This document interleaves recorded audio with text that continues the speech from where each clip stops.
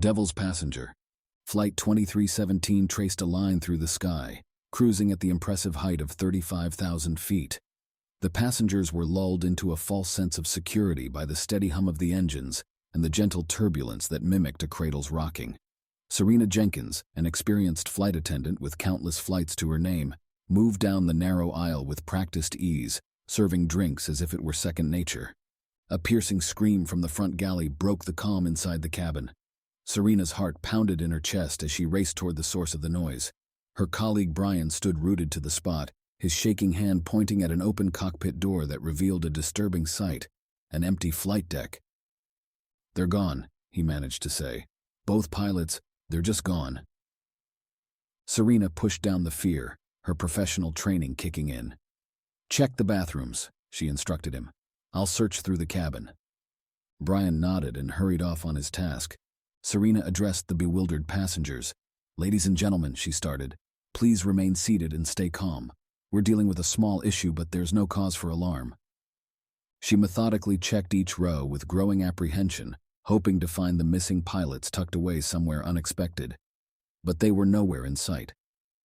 Brian returned, his usually tanned complexion ghostly and pale under the harsh overhead lights. "There's no sign of them," he said breathlessly. "Serena, what do we do?" Before she could answer him, another scream echoed from below, coming from the cargo hold. Serena and Brian exchanged frightened stares of pure fear. "Stay here," she whispered. "Keep everyone calm. I'm going to see what that sound was." Serena picked up a flashlight from the emergency kit and headed into the belly of the plane. A faint metallic scent tickled her nose. The cargo hold was a maze of luggage and shipping crates, their shadows shifting ominously under her flashlight's beam. Turning a corner, she held back a gasp at what she encountered. The pilot and co-pilot lay scattered on the metal floor, their bloodied bodies contorted into the most grotesque of positions. Their faces were locked in terror, eyes wide with fear, their mouths open and frozen mid-scream. She stumbled backward, her stomach roiling. As she turned to flee, she noticed a glint of metal, a crucifix clutched tightly in the pilot's dead hand. Serena raced back to cabin level, slamming the cargo hold door behind her. She grabbed Brian's arm, pulling him close enough that she felt his shaky breaths against her cheek. "They're dead," she whispered into his ear. "Both of them are dead." Brian's face drained of color until he resembled a specter himself. "But who's flying this plane then?" he asked. As if answering his question, the plane suddenly veered sharply to one side, causing the passengers to scream. Luggage tumbled from the overhead compartments. Serena fought against gravity to reach the cockpit again, gripping anything solid for support. When she opened the cockpit door, the scene before her defied reason. Controls moved on their own as if manipulated by unseen hands. Words materialized on the windshield, written by an invisible finger. "Souls for safe passage." A rolling shiver coursed Serena's spine as she slammed the door shut, reeling from disbelief. A tap on her shoulder made her jump. An elderly woman stood there, her dark eyes shining with an eerie light. "It's hungry," she rasped in a voice that sounded like rocks grinding together. "We must feed it." Before Serena could react, the old woman lunged at the closest passenger, a young man engrossed in his laptop, unaware of the imminent danger. She lifted him above her head and charged toward the cockpit with strength that contradicted her age and frailty. "No!" Serena screamed, but it was too late. Everything was spiraling out of control. The hatchway exploded open, and the young man's body was suspended mid-air before he was sucked into the void of space. The cabin depressurized with a loud snap.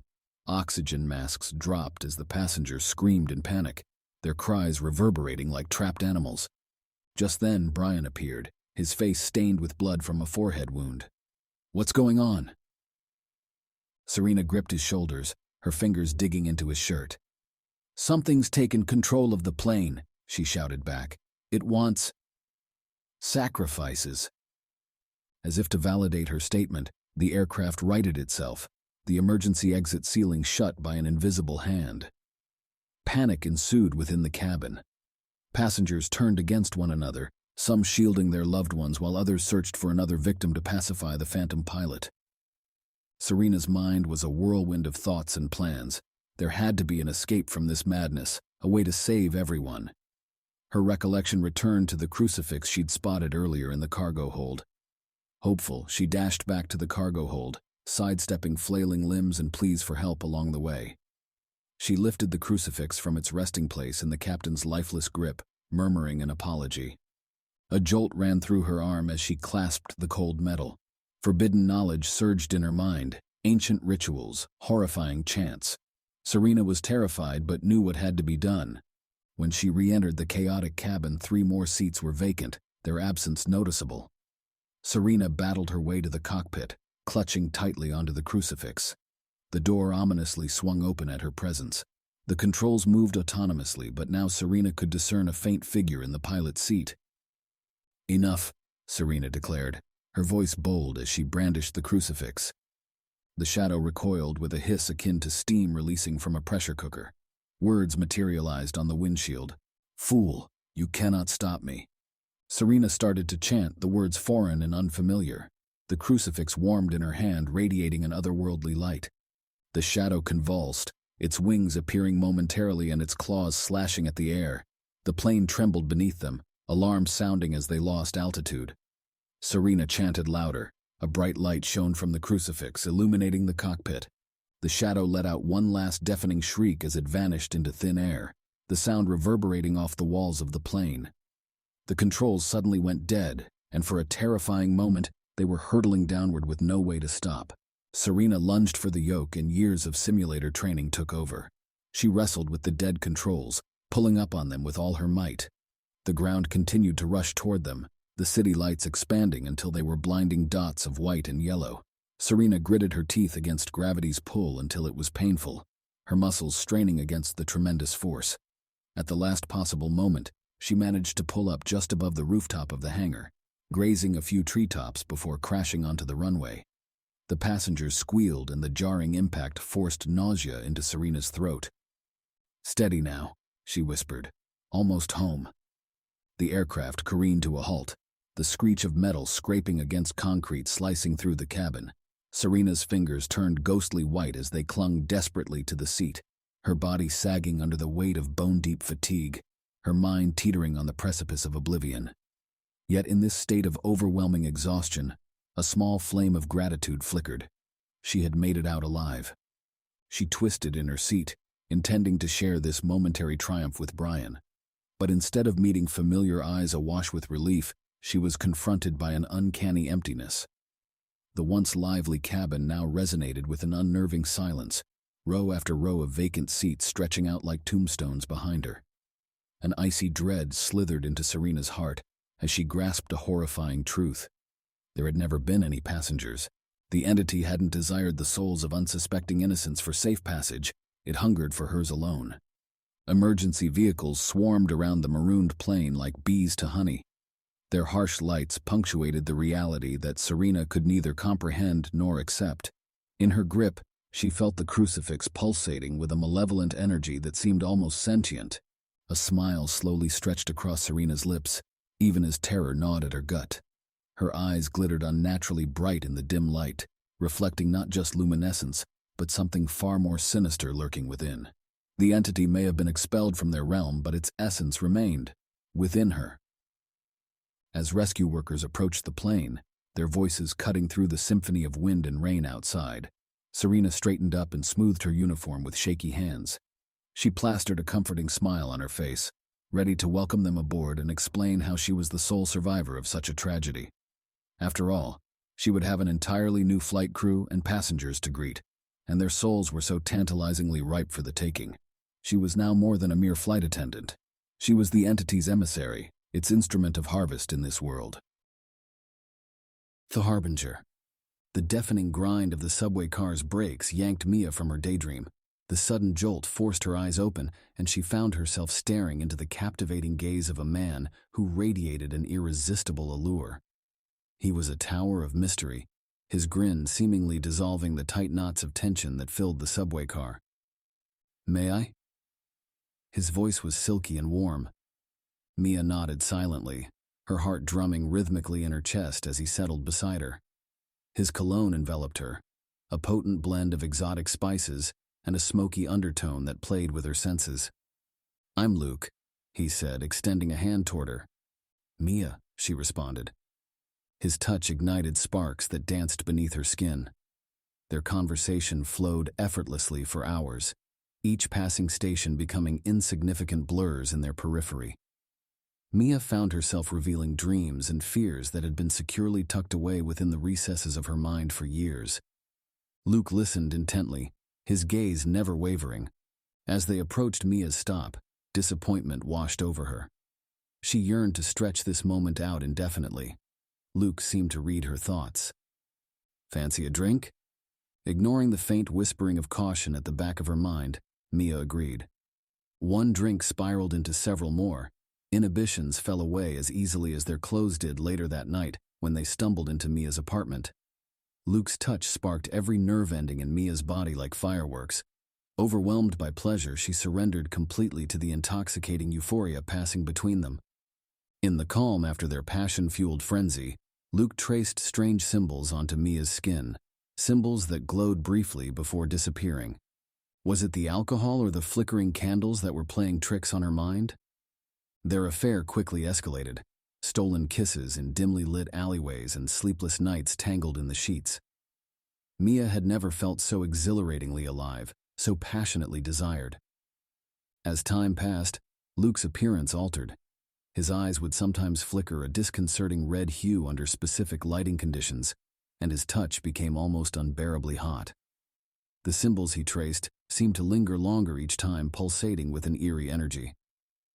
Then, without any warning or explanation, Luke vanished.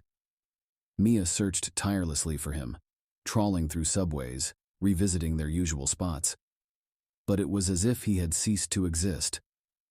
Heartbroken and confused, Mia threw herself into her work. But dreams of Luke haunted her nights, visions filled with fire and darkness. 2 months after Luke's disappearance, Mia missed her period. A pregnancy test confirmed her growing suspicion. Panic seized her. It was impossible. They'd been so careful. As the signs of pregnancy became more evident, strange occurrences unfolded around her. Objects moved on their own. Shadows seemed to dance at the edges of her vision. An unrelenting heat wave gripped her apartment, despite blasting the air conditioning. Her dreams became vivid nightmares featuring Luke atop a mountain of skulls with flaming wings spread wide behind him, his teeth gleaming menacingly as he smiled at her. "Soon, love," his voice echoed ominously in the dream. "Our child will herald a new era." Mia awoke screaming each time, drenched in a cold sweat that clung to her skin like dewdrops. Desperate for answers, Mia dug into ancient texts and obscure online occult forums. The horrifying truth slowly revealed itself. The symbols that Luke traced were binding sigils, tying her soul to his. His disappearance coincided with the Feast of the Fallen, when the boundary between realms thinned significantly. And he was known by many names. Luke, Lucifer, the Morning Star, the devil himself. A chilling realization sank in. She wasn't just pregnant. She was carrying the Antichrist. She thought about terminating the pregnancy, but every clinic she approached met with inexplicable accidents right before her appointments. Unexplained fires, structural collapses, sudden deaths. The message was clear. This child would be born, regardless of her wishes. As she neared full term, paranormal activities intensified in Mia's apartment. Furniture flew across rooms, mirrors shattered and then reformed, displaying hellish landscapes. The walls bled, staining the floors a deep crimson. Mia confined herself to her apartment, terrified of the outside world. She subsisted on delivered food, watching in horror as her belly grew larger and more distorted. On the night of the winter solstice, her water broke. She was in excruciating pain, each contraction taking her breath away and leaving her gasping. The lights flickered off and candles lit spontaneously, casting an eerie glow all around her. The temperature spiked high enough to blister the paint off the walls. Another contraction tore through Mia and she screamed in agony. The floor split beneath her feet, releasing a plume of foul-smelling smoke that burned her eyes and clogged her throat. A figure stepped out from the shadows, Luke, but not as she remembered him. His charismatic mask was now a strikingly stunning being. His smooth skin glistened like polished obsidian, radiating in the flickering candlelight, and his eyes blazed with infernal fire. "Well done, love," he crooned. "Our child is coming." Mia attempted to escape, but another contraction hit her hard. She felt the baby descend. Luke knelt beside her and placed a hand on her distended belly, which turned translucent, revealing their monstrous offspring within. It was far from human, with sharp teeth, razor-like claws, and folded wings tucked tightly against its tiny body. "Oh God," Mia sobbed desperately. "Please don't do this." Luke's grin was an icy sculpture of satisfaction. "Our world has decayed, turned sour and foul. It screams for purification. Our offspring will herald the sunrise of upheaval and renewal," he whispered into her ear. "And you, my love, will be its trumpet." Mia's scream echoed through the room as the final contraction took hold. Her body surrendered to the unrelenting power of the being growing inside her, with muscles and tendons giving way as it passed through. The creature burst forth in a torrent of ruby-red blood and translucent fluid, revealing wings of coarse hide that stretched wider than seemed feasible. Its talons scraped against the oak floorboards with each tentative movement. Luke cradled the grotesque newborn, whispering gently in a language so alien it made Mia's eardrums pulse. The infant, such a term felt pitifully inadequate, cooed back at him, its eyes blazing with the same intense fire. "Behold," Luke proclaimed, "the one destined to shatter the 7 seals, the harbinger of ruin." He glanced at Mia, still hemorrhaging on the wooden planks. "Now comes your revelation." His hand gestured over her, and Mia's body began to alter, her skin shifting into a metallic hue. Bones stretching, joints snapping into a new alignment. Mia's groans morphed into primal roars as wings burst through her back, tearing muscles and skin alike. Her jaw lengthened, and her teeth became lethal daggers. The metamorphosis was swift, leaving an unholy amalgamation of woman and demon. "Arise, Harbinger," Luke commanded. "The world is waiting." As dawn broke, New York City was drenched in a warm glow. But the serene morning was abruptly interrupted by a horrifying screech that echoed through the skyscrapers. The city's residents looked up in fear as a grotesque creature with wings tore across the sky, a demon child clutched in its claws. The end of mankind had been initiated. Beneath the Earth's surface, Luke's smile widened with grim satisfaction. His wicked plan was unfolding perfectly. Mia, unaware of her pivotal role, had executed it without fault. He watched through countless eyes as his harbinger and spawn unleashed chaos on the city. Buildings collapsed into rubble. Streets ran red with blood. Screams filled the air along with the bitter smell of burning sulfur. Before long, the fire would ravage the world. From its remains, a new order would rise under Luke's rule. His laughter reverberated within his infernal abode. The game was over. Humanity didn't stand a chance.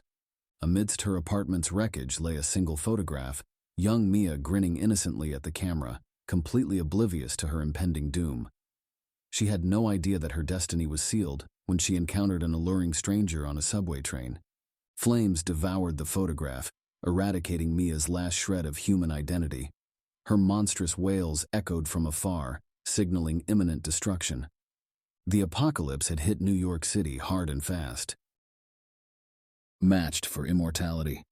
Jessica's fingers fluttered over her phone screen, the pulsating rhythm of her heartbeat echoing in her ears. The repetitive motion of swiping left and right was almost hypnotic. An unending parade of potential partners blurred into an indistinguishable collage until one face seized her attention.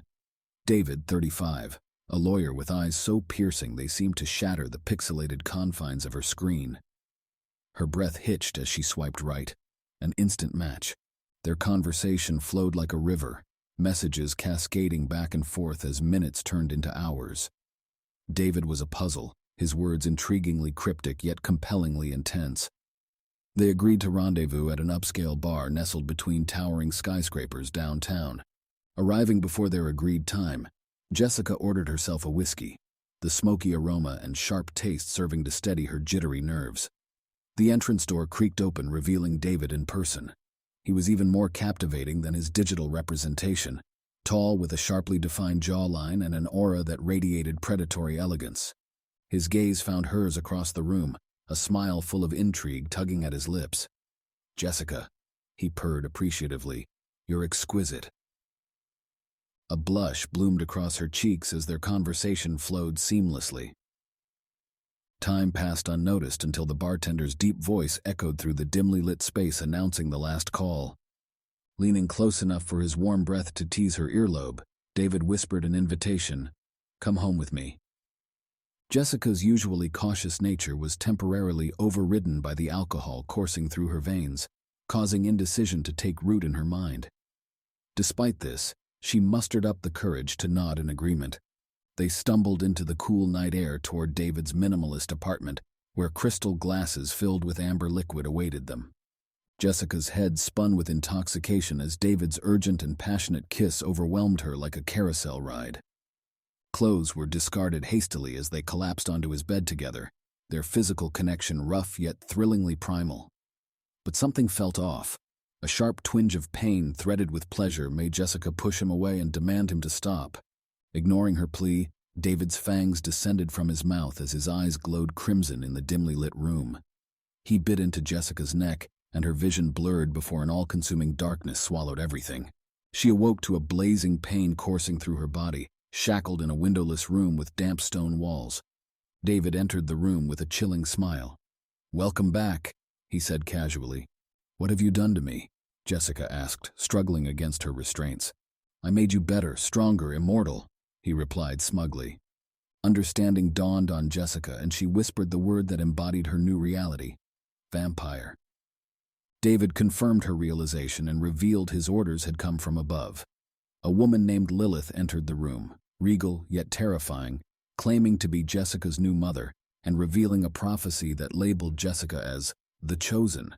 Before Jessica could question further, agonizing pain surged through her body as it reshaped itself to fit its new vampiric form. Lilith declared the transformation complete. Jessica was overwhelmed by heightened senses and an insatiable hunger. David unchained her and led her into a grand chamber filled with other vampires who watched as a terrified human was offered to satiate Jessica's newfound thirst. She lunged forward, driven by instinct, and sank her fangs into him. As the hot liquid flowed into her mouth, the crowd of vampires cheered.